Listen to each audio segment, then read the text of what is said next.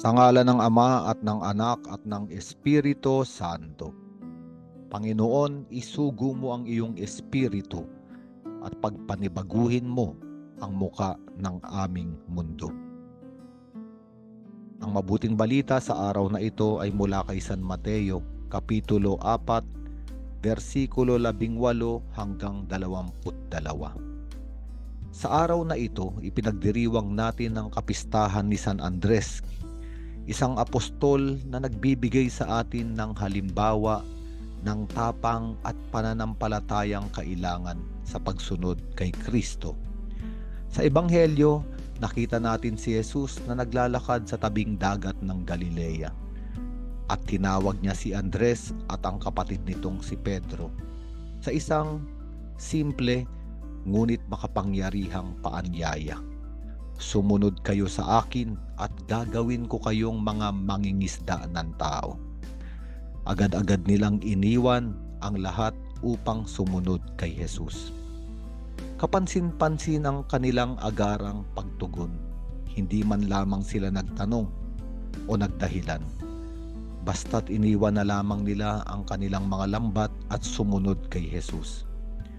Sa kanilang tugon, makikita natin ang radikal na kalikasan ng tunay at totoong katangian ng isang disipulo. Ang tawag ni Jesus ay hindi isang imbitasyon lamang, ngunit ito ay isang bokasyon. Ito ay isang panawagan patungo sa isang bagong buhay na nakatuon sa kaharian ng Diyos. Ang pagsunod kay Jesus ay nangangailangan ng isang buo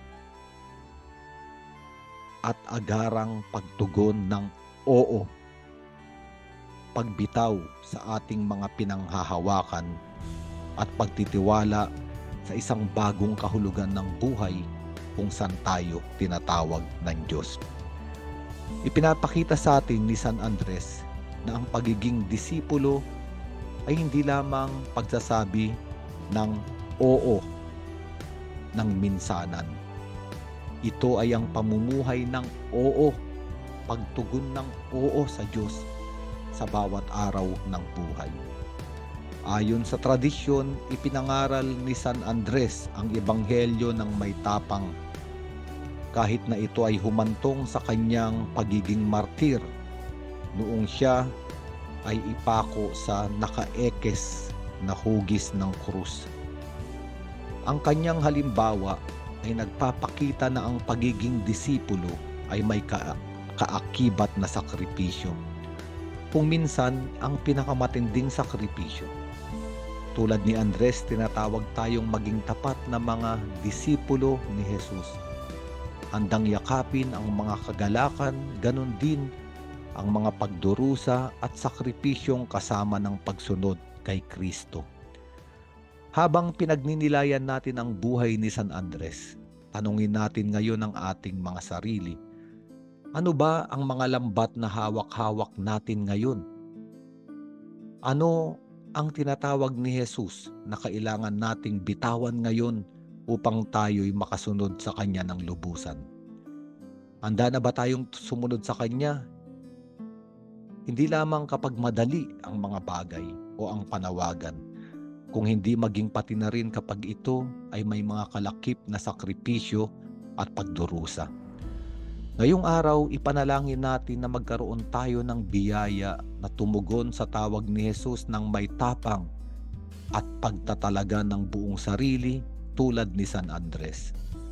Naway mamuhay tayo bilang tunay na mga disipulo ni Jesus, bukas sa mga sakripisyo at hamon na nagpapalalim sa ating paglalakbay sa pagsunod kay Hesukristo patungo sa ating kaligtasan hanggang sa buhay na walang hanggan. Sa ngalan ng Ama at ng Anak at ng Espiritu Santo.